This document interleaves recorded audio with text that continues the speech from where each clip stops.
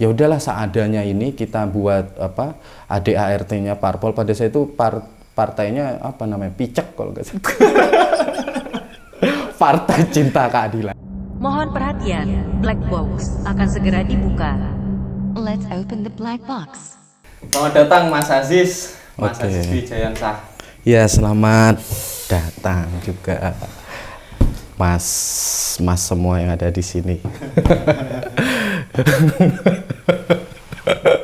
Bagaimana kabarnya Mas Aziz? Alhamdulillah sehat semuanya. Alhamdulillah. Ini adalah Mas Aziz. Mas Aziz Mas Telo Wijayansyah. aja kayaknya enaknya. Panggilannya Mas Telo. Mas Telo. Mas Telo. Telo. Telo Sepe.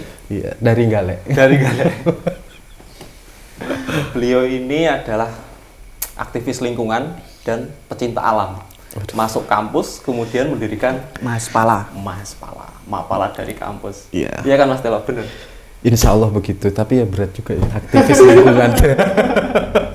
Aktivis lingkungan. Berarti harus aktif gitu ya. Iya Mas, ini saya itu mau tanya, penasaran. Iya. Sebenarnya awal mulanya Mas Aziz kok bisa jatuh hati kepada pencinta alam itu bagaimana? Jatuh hati dengan cinta Kok alam. bisa? Kan sampai mendirikan Mas dan lain sebagainya, menjadi aktivis pencinta alam yang aktif itu kan awal mulanya itu loh. Awal mulanya. Oke, saya nyapa dulu ya teman-teman yang di Yup. rumah maupun yang nonton acara Black Box. Luar biasa nih teman-teman, sudah menyediakan tempat wahana wisata yang luar biasa. Terima kasih. Black Box. Terima kasih, Mas Aziz.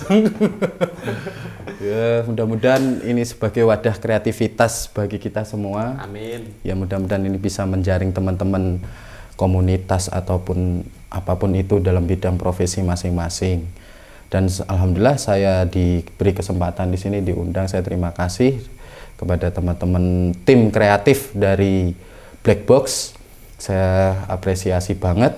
Mudah-mudahan channelnya bisa berkembang. Jangan lupa subscribe Gratis. sebagai apresiasi kita untuk menunjang teman-teman Tuh. bisa berkarya terus.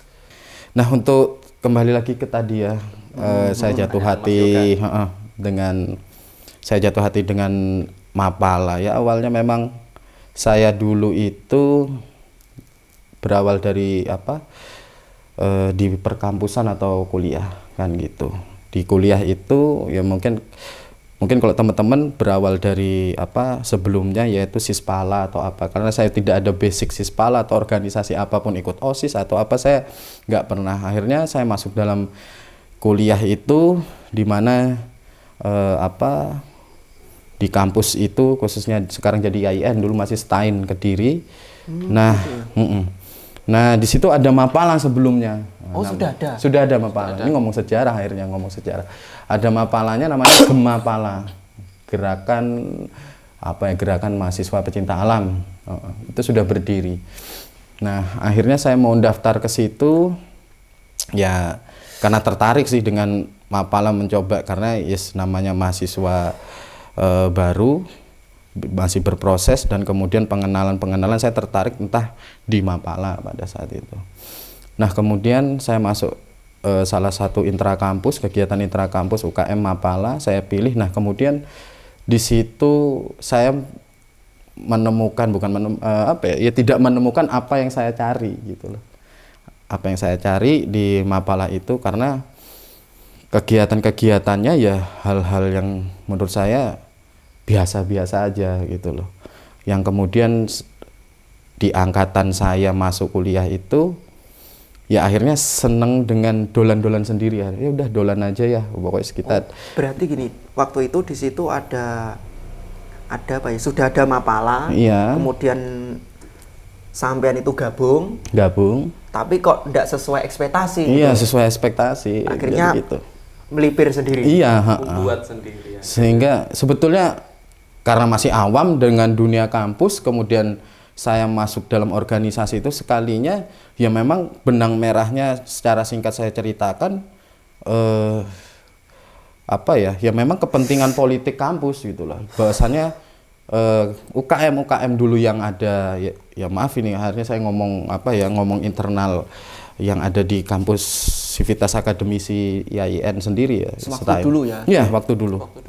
Jadi basis-basis UKM itu sekalinya hanya untuk merekrut teman-teman yang memang dominasi organisasi ekstra kampus, mungkin saya nggak bisa sebutkan ya, ekstra kampus, yang mungkin kalau PTAIN tuh ya perguruan tinggi agama Islam itu yang mendominasi, tahulah ekstra kampusnya apa organisasinya. Nah kemudian itu sebagai lumbung-lumbung rekrutmen itu sekalinya.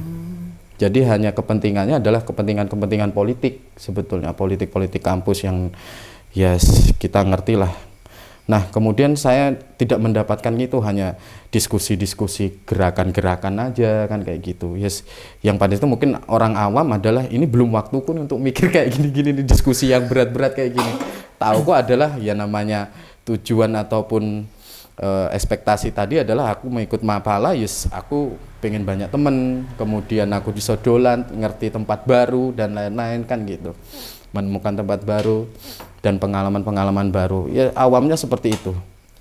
Yang kemudian ya akhirnya dengan teman-teman yang sama kita punya pemikiran yang sama, akhirnya ya udah kita gerak sendiri nih, jalan sendiri, ngumpul, naik gunung, camping dan gitu-gitu aja. Sehingga kami itu sempat ya kalau namanya dalam organisasi ini kok ada gerakan organisasi di dalam organisasi, ini kan nggak boleh. Ya kalau ngomong pemberontakan enggak sih, maksudnya awamnya mahasiswa baru tuh apa ya, ndak mikir sampai kayak ngono loh. Kudeta, kudeta atau musluk atau apa kan, KLB kayak Demokrat ya, kayak Demokrat kayak gitu kan nggak mungkin. Enggak, namanya dualisme. Mau KLB mau merubah negara nggak sampai segitunya. Ya udahlah, yang satu pemikiran itu. Tapi dengan itu akhirnya dicurigai dan kemudian kami memang ya sudahlah untuk masuk ke situ tuh menjadi komunikasi yang canggung, udah nggak nyambung. Akhirnya ya udah kita mencoba untuk jalan sendiri pada saat itu. Maaf Mas, saya potong nih Mas. Ini kan sudah ada Gemapala sebelumnya. Nah Masnya masuk kemudian mendirikan Mahaspala. Ada enggak teman yang ke bawah? Yang ke bawah ini? Yang ke bawah ya banyak. Jadi ada kayak banyak pro kontra. Jadi enggak ya, maksudnya ada yang komunitasku yang memang ada yang ikut komunitas ini. Tapi kalau ini memang basisnya ke ekstra kampus kan gitu tadi. Kalau kita memang nggak mau sih. Walaupun aku enggak punya pemikiran, maksudnya kayak gini. Ya kalau sekarang idealismenya adalah ketika kita lihat ngomong sejarah Mapala dari Suhogi sendiri, bahasanya ya sebetulnya Suhogi sejarahnya sendiri adalah membuat Mapala itu kan dia pengen keluar dari pergolakan politik pada saya itu, pergolakan politik mahasiswa, gerakan-gerakan mahasiswa yang dimana sebetulnya dia itu berteriak tentang pemberontakan atau apalah kan gitu, tentang ketidakadilan, tapi di situ juga kami itu sebetulnya ya penjilat gitu loh. Ya kan aslinya begitu kan. Tapi kan gini Mas, biasanya di organisasi Mapala kalau misalkan sudah berdiri satu Mapala, Gemapala tadi kan Mas, terus kemudian mendirikan Mahaspala lagi, itu kan sama dengan menambah UKM Mas. Tambah ribet juga ya kan. Iya, memang. Terus soal ini regulasinya gimana Mas kalau misalkan ada terus buat baru lagi? Jadi kalau regulasi sebelum ke regulasi tadi kronologisnya adalah momentum pas politik kampus pemilihan presiden mahasiswa BEM. Nah disitulah momentumnya teman-teman itu tiba-tiba punya ide gila, gimana kalau kita ikut kontestasi politiknya ini gitu loh. Pada saat itu teman-teman itu, tapi kita nih masih semester awam gitu loh, gak ngerti hal-hal itu. Akhirnya ya pelaksana pemilu raya kampus itu ibaratnya KPU lah kan, sama kayak KPU itu, lembaga itu dia membuat sebuah persyaratan untuk membuat parpol. Salah satunya harus membuat parpol, itu harus ada ADART, terus kemudian calon-calon, setiap calon, kemudian paling tidak harus punya basis massa, pada saat itu lupa saya. Nah dari situ akhirnya kami mencoba ya udahlah seadanya ini kita buat ADART-nya parpol. Pada saat itu partainya picek kalau nggak salah. Partai Cinta Keadilan. ini dia. Picek singkatannya adalah Picek, Partai aduh. Cinta Keadilan. Versinya Mas Aziz. Luar biasa kayak Gokil. picak ngono ya. Kok kita berusaha untuk micak ngono loh. Iya. Ada micak ngono walaupun ada yang bilang alah semester anyar iso apa kan ngono. Nah itu yang kemudian menjadi jargonnya kita masa bodoh itulah. Esensinya ke situ. Nah, kemudian lewatnya jalurnya politik ya udah kita harus lewat jalur politik mau nggak mau buat ADRT bikin parpol.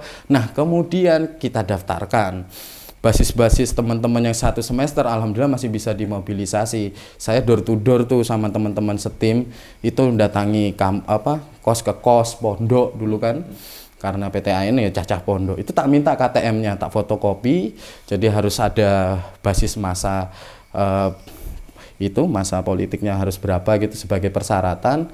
Nah kemudian kami daftarkan. Setelah kami daftarkan ke Komisi Pemilu Raya itu pelaksana dari pemilu itu ditolak karena apa? Calonnya nggak ada, presidennya siapa? Karena apa? Persyaratan jadi presiden mahasiswa adalah paling nggak minimal semester 5. Iya kan gitu. Kita masih semester 1 atau 2 kan gitu. Nggak ada di situ. Belum harus ada gubernur. Modal nekat. Modal nekat. Jadi kayak ada gubernur kalau di dalam hierarkinya kampus itu ada gubernur itu nanti ya per prodi, program studi, kejurusan dan lain-lain sampai ke bawah itu harus ada lengkap strukturalnya. Jadi ya udah kita nggak punya untuk orang-orang itu gitu loh. Akhirnya kita gagal. Tapi dari situ kami dilirik oleh teman-teman parpol kampus lainnya yang dibentuk oleh ekstra kampus. Ya sempat dari teman-teman HMI, BMII dan lain-lain untuk ayo kita koalisi, gitu. Koalisi. Dan soalnya basis lumbungnya pada saya itu alhamdulillah teman-teman karena jurusan yang paling banyak di situ ingat saya adalah tarbiyah. Tarbiyah itu lumbung suara yang luar biasa gitu. Karena mahasiswanya paling banyak di sana yang paling digemari masuk di sana tarbiyah karena pengen jadi guru ya padahal ya akhirnya jadi nganggur kayak saya. Ya udah jadi nganggur. Ya udah. Nah teman-teman KTM-nya itu kebanyakan dari lumbung suaranya di situ. Tapi sebetulnya penentuan kemenangan dari suara itu adalah mahasiswa baru di mana basisnya adalah di tarbiyah karena masih hedon kan masih maba mahasiswa baru. Ya udah saya tuh megang itu gitu loh. Nah akhirnya ya udah banyak yang minta koalisi. Kemudian saya nggak mau nih kalau masih budaya yang lama. Kemudian ada yang pecahan ekstra kampus yang dominasi itu memang dia keluar dari itu membuat organisasi ekstra kampus juga yang kemudian kami memutuskan oke, ini yang independen yang maksudnya ini yang baru. Kemudian di situ ada kontrak di mana di situ ada kontrak politik. Bangga ya. Ini belajar miniatur politik kampus kan akhirnya negara. Saya cuma ditanya apa tujuanmu bikin parpol? Saya tak bilang ya buat seneng-seneng aja ngono. Buat heboh ngono. Akhirnya kamu pengen apa? Nah, pada saya itu entah yang sepintas dalam pemikiran saya pengen ngidupin Mapala. Ya udah kamu nanti paling jadi ketua Mapala kalau menang. Udah gitu aja. Temanku yang satunya kamu pengen apa? Jadi gubernur ki apa ya namanya ke prodi lah ya kayak BEM prodi. Ya ini bagian Usuludin, ini yang ini kan jurusan ini setiap. Jadi timku itu sudah dibentuk, jadilah tim ses, jadilah mesin politik yang kemudian alhamdulillah dalam sejarah mungkin sampai sekarang jadi kita itu bisa menggulingkan dominasi partai politik yang petahana kayak gitu. Luar biasa itu. Dengan jadi yang eksekutifnya kan dipilih sendiri. Kemudian eksekutif bisa menunjuk orang ya kan. Iya, benar. Menunjuk orang itu ibarat kata. Iya, ibarat kata seperti itu. Nah, itu otomatis kan ndak ada maksudnya intimidasi dari petahana atau seperti apa itu kan luar biasa intimidasinya. Luar biasa intimidasinya. Ya berharap ya sempat diremehkan atau apa ya kita akhirnya buat picek itu sebenarnya ya micek banget kan diintimidasi. Lah akhirnya ya udah kita berkoalisi alhamdulillah pas pemilu raya kita jadi tim sesnya akhirnya goal juga lah apa yang jadi cita-cita kita bisa menggulingkan petahana Dan kemudian disitulah jalur politik ada kita itu bisa masuk untuk apa namanya, kalau mau ya kalau bilang kudeta apa sih? Kasar banget kan yes kudeta mana ya, menggulingkan. Oke. Jadi menggulingkan Itu kayak gitu. pertama kali ikut kontes menang apa kedua kali Itu pertama kali. ikut kontes langsung menang? Langsung menang. Nah kan memang eksekutifnya dipilih sendiri, kemudian eksekutif yang menunjuk kan. Ya, Jadi petahana itu ya udah akhirnya menang, dan lewat jalur politik BEM sudah dilantik. Nah, disitulah ada namanya peraturan di ADART sendiri kampus, statuta kampus maupun di ADART BEM, bahwasanya ketika UKM tidak melaporkan SPJ setiap tahunnya maka dinyatakan vakum. Nah, karena akhirnya basis-basis dominasi UKM yang pada saat itu ekstra kampus petahana itu dulu yang kuat, akhirnya kan menjadi oposisi tuh kayak. Jadi oposisi, kemudian dia tidak mau setor tuh SPJK. Ya ini jadi momentum gitu loh. Akhirnya lewat aturan itulah sehingga SPJ tapi pada saat itu benar-benar Mapala yang sebelumnya itu benar-benar ibaratnya apa ya? Senior-seniorku itu sudah dibersihin tuh, alat-alat dijual. Semua dibersihkan, benar-benar dibersihkan, ibaratnya sakit hati mungkin ya. Mungkin itu hal-hal seperti itu. Ya udah, akhirnya aku tetap pakai Gemapala, pada saat itu nama Gemapala. Tapi pada aku mikir ADRT-nya enggak tahu, lambangnya juga enggak tahu. Aku nyoba bikin gambar Gemapala dewe versiku. Jadi kayak gitu. Nah, ya, Mas, ini maaf ini saya potong Mas ya. Kan saya lihat informasi dari Mahaspala ya kan. Itu berdirinya tanggal 20 Januari 2007. Tapi yang jadi pertanyaan gini Mas, tempatnya kok di Telaga Kebel? Oh iya. Awalnya dari Senayan Kediri, kemudian berdirinya atau deklarasi saja itu diklatnya di Telaga Kebel. Nah, kalau cerita itu kan sebetulnya teman-teman sendiri kan bingung ketika mendirikan ini harus ada diklat kan gitu. Tapi siapa yang diklat aku? Itu setelah menang ya? Iya, setelah menang. Sudah menang. Kemudian lewat peraturan-peraturan yang kita buat karena kepentingan politik itu tadi akhirnya sudah dikudeta.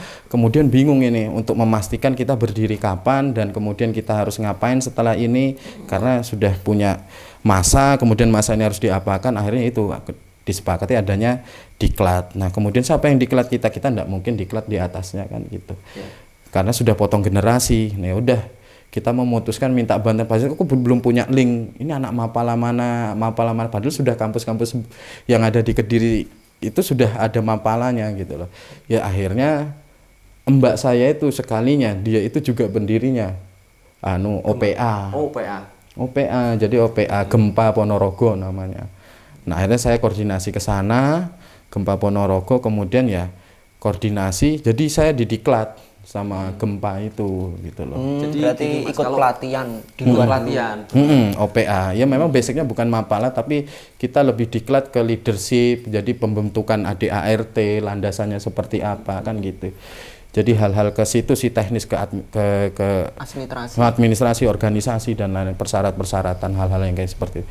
Kalau teknis administrasi lumayan, saya juga lumayan kemarin banyak cerita ya kan Mas. Cuman ini kalau yang bikin penasaran misalkan ada teman-teman dari akademis kan Mas. Ini basicnya akademis jadi gimana ya? Dia pecinta alam basicnya.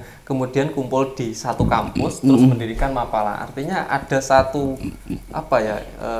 pikiran atau ide pecinta alam ini dikembangkan untuk masuk ke dalam dunia akademis. Akhirnya membentuklah Mapala. Nah, ini yang saya tanyakan ke Mas Aziz ini.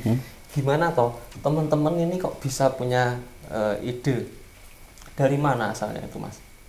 Ya idenya ya sebetulnya kalau kami sendiri adalah bagaimana sebetulnya Mapala adalah wadah minat bakat kan. Tapi bagaimana sebetulnya kita itu mengkorelasikan antara apa yang menjadi passion ataupun jurusan kita yang ambil dalam akademisi. Misalnya kayak aku tarbiyah nih ya, pendidikan, ngomong pendidikan.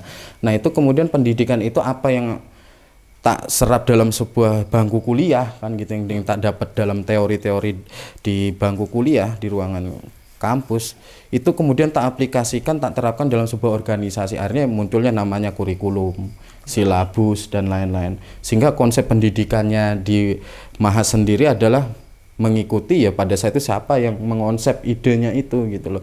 Jadi sehingga mau memberi materi dan lain-lain itu jadi halnya seperti itu. Ya sama halnya kayak saya ngelihat di mapalanya Mas Aga itu sendiri kan konsepnya beda mapalanya kan gitu. Karena dia seni kan. Akhirnya dia pun konsep-konsepnya pun ya dia sesuai dengan basic dari akademisinya sendiri kan gitu. Kalau kemarin saya dapat cerita dari Mas Aga bahwa kalau kegiatan di dalam pecinta alamnya dia dari dasarnya dia kan mapala, dia itu di alam seperti gini, merespon kegiatan atau digital. Dari digital itu misalkan ada komen yang tidak baik untuk pecinta alam. Di alam ada orang yang mendaki, kemudian di situ dia mencoret batu.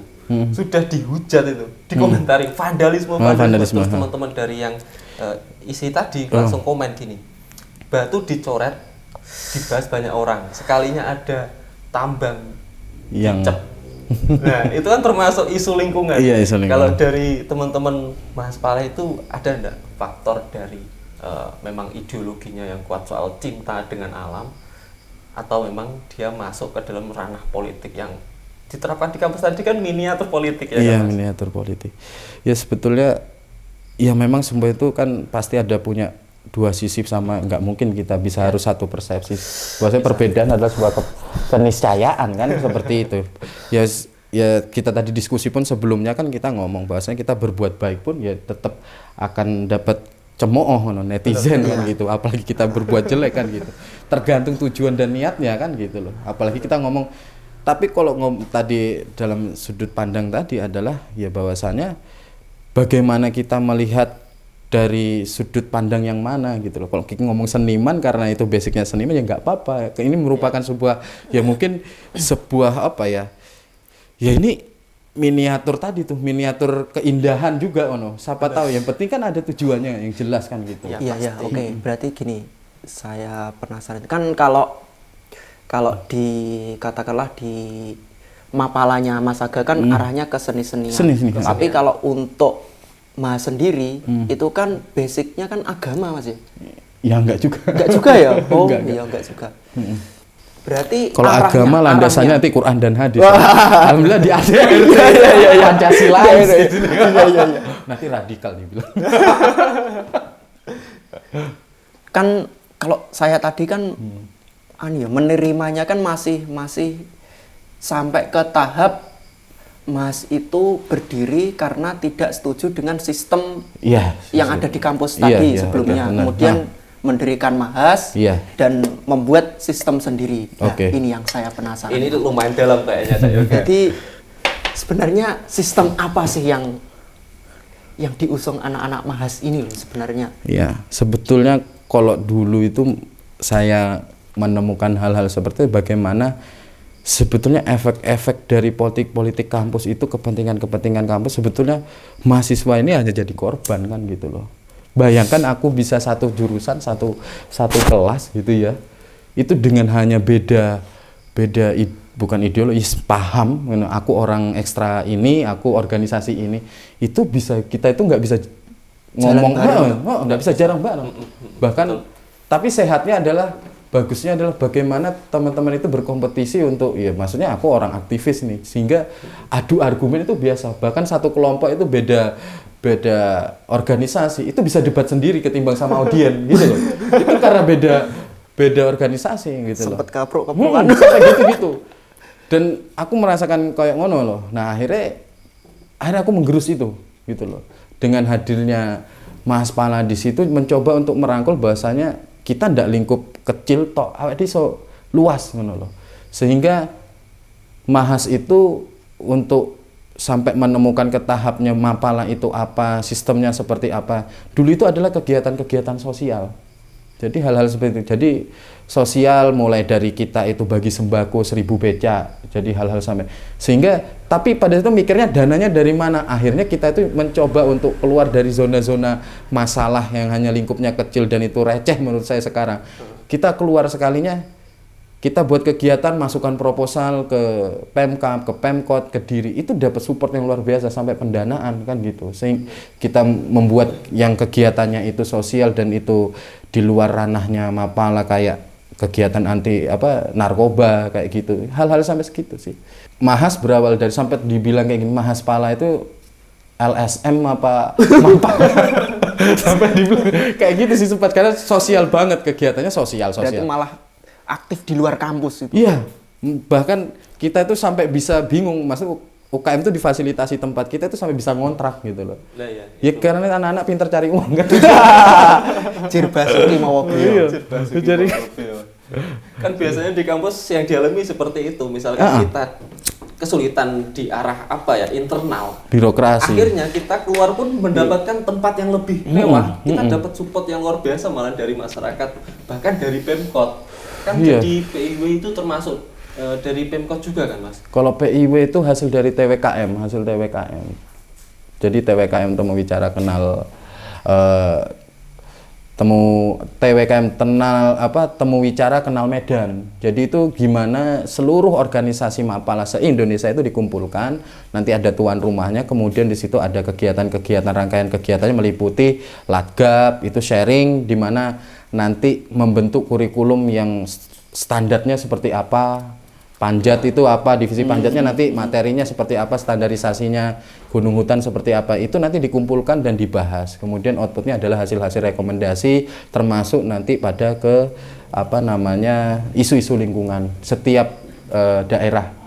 Jadi gitu. Ada. Ini Mas, itu kan Mas sudah berdiri ya, sudah berdiri. Lah, berarti kan dari mahasiswa pecinta alam di kampus lain itu kan kenalnya kan sebelumnya kan bukan masih apa tadi namanya? Gemapala.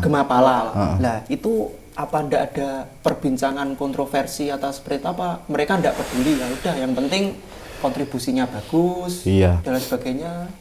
Sebetulnya tetap bermasalah gitu. Bermasalah ya. Bingung sekali ya, bermasalah juga. Mikirku ya ngedek organisasi kayak ngumpulin cewek-cewek.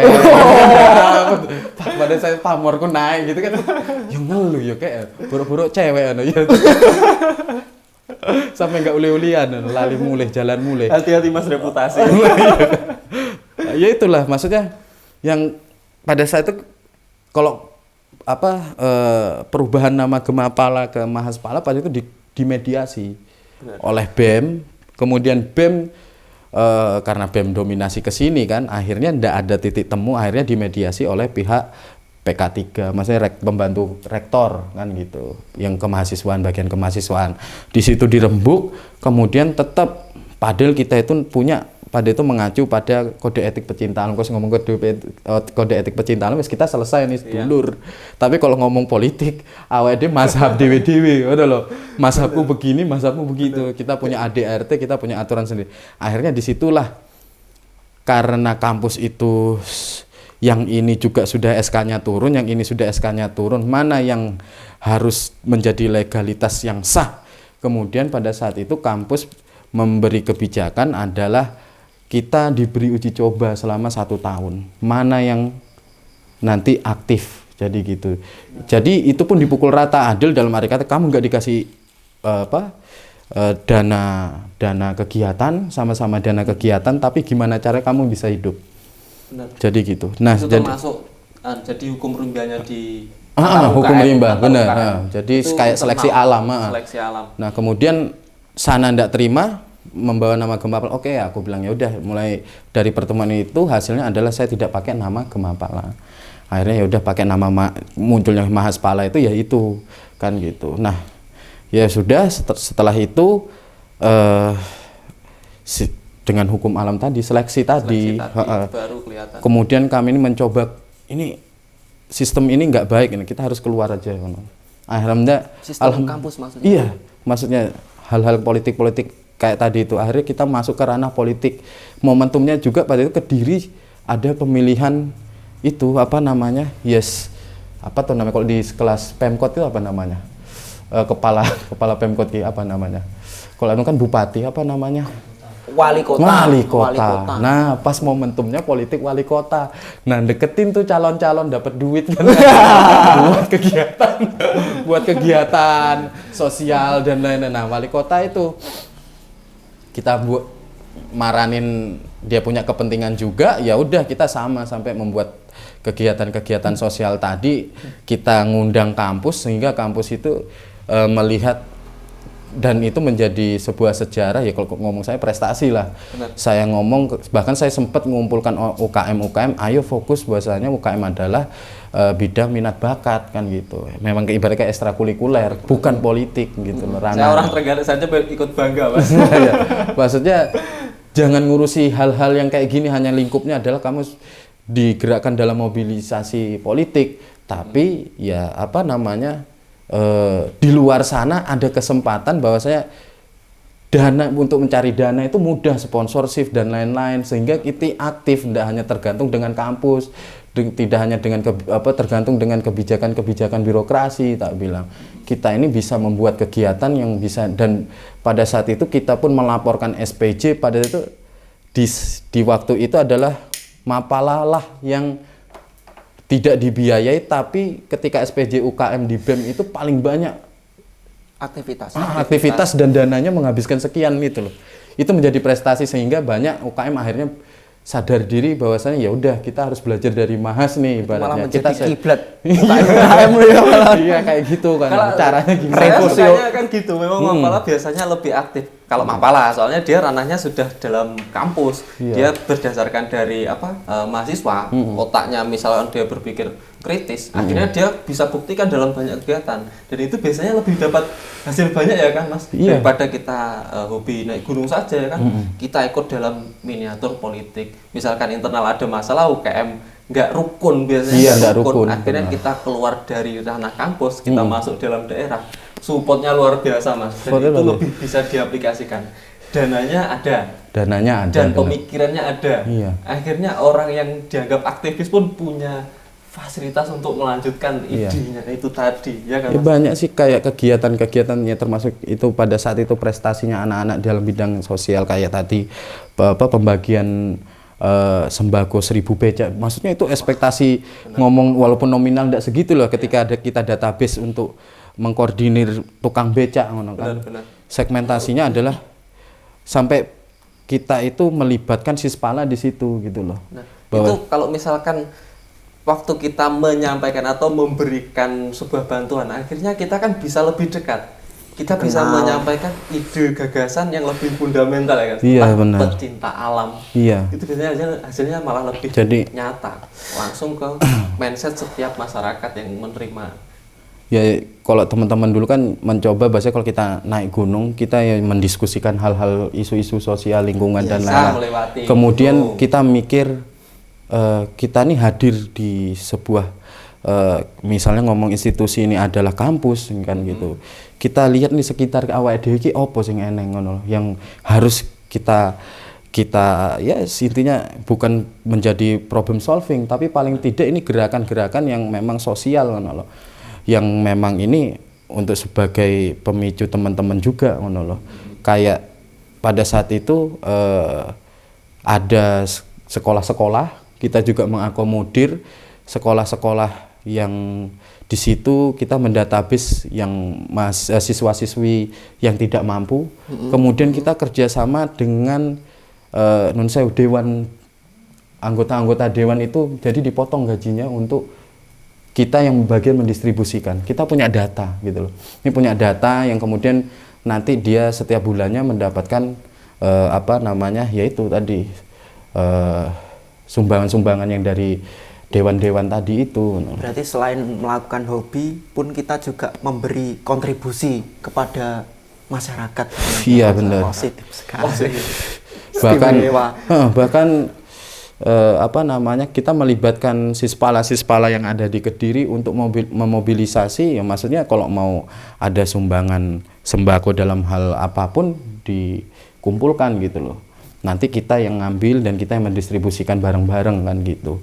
Ya hal-hal itulah maksudnya kalau kita itu kalau jalan sendiri nggak bisa, memang ya harus kerjasama no. Apapun itu, kalau saya di bidang apapun itu kita ngomong usaha, mau ngomong apapun itu kalau kita jalan sendiri nggak akan bisanya lama gitu loh. Tapi kalau kita mau goalsnya itu cepat, ya kita harus memang kerjasama, kolaborasi kan gitu. Misal pas waktu menyampaikan sembako Mas ya, kita kan membawa diri sebagai pecinta alam. Pernah nggak merasa dibebani tanggung jawab yang besar dari mereka yang menerima? Misalkan mereka mengajukan pertanyaan, dari mana Mas? Pecinta alam misalkan gitu. Tapi ini yang saya tuh sudah alumni ya, ini cerita alumni kampus sudah lulus, kemudian saya tuh sering dolan ke sana. Saya sempat naik bis, kemudian saya turun, dan itu tuh setiap kegiatan kami kan pasti bikin stiker. Nah, delalah itu saya turun, biasanya pemberhentian atau halte bis itu biasanya kan di tempat-tempat becak gitu kan. Itu tuh masih ada stikernya Mas Pala. Itu saya terharu loh. Makanya terharu banget kan loh. Ada rasa kebanggaan. Baru ada juga pas kita bikin kegiatan narkoba, kita kerjasama dengan OI Kediri, BNN dan OI Kediri, teman-teman yang mungkin komunitas OI itu yang pada saat itu dia masuk dalam dunia hitam, kemudian kita buat sharing bersama gimana caranya dia bisa keluar dari hal-hal yang dulu seperti negatif itu, lah, negatif. Kan kebanyakan pengamen anak-anak OI itu. Nah itu pun kegiatan itu ketika saya di bis, pengamen itu tuh di gitarnya itu ada Mas stikernya. Wah, berarti cukup terkenal ya Mas Pala saat itu ya. Ya enggak juga, tapi itu sebuah kebanggaan, masih terharu. Oh iya, aku wes lulus ngono lho. Iki wis pirang tahun tapi stikernya masih ono ngono lho. Benar. Jadi individu yang merasa bangga sebenarnya malah mereka yang sempat menerima atau mendapatkan sentuhan tangan dari Mas sebenarnya. Iya. Mas. Iya kan? Kalau Mas sendiri sebenarnya juga bangga. Mereka mengapresiasi gerakannya sampai itu benar-benar mengena di hati mereka mungkin Mas. Seperti apa itu tadi sampai ke ranah narkoba. Itu kan termasuk menjalankan ide yang sangat fundamental. Iya. Makanya itu sebelum kita mencintai alam, kita harus cinta diri kita sendiri. Iya. Nah itu teman-teman selalu kalau ketika naik gunung kita diskusi, kemudian isu-isu itu dibahas. Kita turun itu adalah bagaimana, karena apa kita naik gunung itu adalah sebetulnya kita itu manusia biasa sama kayak orang. Sebetulnya kalau ngomong pecinta alam itu semua mandatorinya adalah semua tanggung jawab semua manusia untuk masalah menjaga alam dan karena kita bagaimanapun ya tetap kita kan adalah yang mengelola bumi ini kan gitu loh. Semua pecinta alam ngono loh. Tapi harus merasakan. Tapi kalau kita ini kan ditempa, dilatih, kemudian kita ini menemukan secara visualisasi, secara sehat, secara langsung, kemudian kita progresivitas berpikir kita, kemudian kita bisa punya ide, kita melihat apa misalnya ya katanya Suhogi kan ketika ingin mencintai Indonesia secara dekat kan harus kita mencintai alam ngono ya kan. Iya. Dengan mencintai alam itu pun kita harus menyeluruh ngono, harus tahu ngerti masyarakatnya seperti apa di pegunungan kan gitulah. Kita kan menemukan hal-hal kayak gitu. Oh iya ketimpangannya. Kita menemukan ketimpangan-ketimpangan oh kayak gini masyarakat di pegunungan seperti ini. Kan itu yang membuat kemudian visualisasi kita secara indrawi gitu kan, apa yang kita lihat, apa yang kita dengar, apa yang kita rasakan, kemudian akhirnya menjadi progresivitas berpikir kita mikir nih kan gitu. Peran Mas itu kan sebagai pengorganisir para pecinta-pecinta alam itu ya berarti ya. Iya, jadi kemudian actionnya adalah dalam bentuk event-event yang tadi sosial, yang kemudian kita memang menjangkau adalah kita hadir di sini ya, nggak usah muluk-muluk yang jauh-jauh ya, kita mencoba dalam lingkup kecil zona-zona terdekat gitu aja. Saya suka misalkan orang dikasih tanggung jawab. Kita kan mensosialisasi ya kan Mas. Orang harus punya rasa tanggung jawab bahwa saya itu juga harus mencintai alam gitu loh Mas. Kemudian nanti digerakkan lagi dalam kegiatan sosial, mereka tersentuh lagi, baru kita gerak ke alam. Kita naik gunung itu kan termasuk mengasah. Iya, mengasah. Kemudian kita keluar lagi dalam bentuk lisan. Kita bergerak ke masyarakat. Pada dasarnya kan kita sebagai manusia kan tidak bisa terlepas dari alam. Tapi hanya saja kadang kan kita lupa. Mungkin butuh penyadaran-penyadaran, edukasi-edukasi seperti itu. butuh kontemplasi, makanya kan kita terjun memang teman-teman Mapala itu ya karena dia terjun langsung, kemudian dia dilatih di tempat, setidaknya dia akan berbeda dengan manusia biasa. Kalau bilang walaupun semua ini mandatorinya kita menjaga alam ini adalah tanggung jawab kita semua, tapi manusia ini dengan secara cepat kan kadang tidak berpikir untuk itu. Tapi bagaimana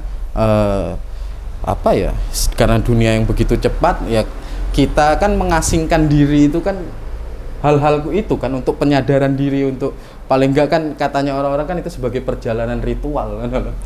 Sangar ya. Terima kasih sudah menyaksikan. Jangan beranjak dulu, tonton kelanjutannya di part 2. Jangan lupa subscribe, like, komen, dan share ke seluruh keluarga. See you in next flight. Jadi polisi itu bersenjata lengkap, itu 2 truk, tahu nggak? Itu bawa tameng, bawa apa itu di depan kampus. Bingung aku. Jadi terus rektor itu bingung tanya, iki acara enek opo no?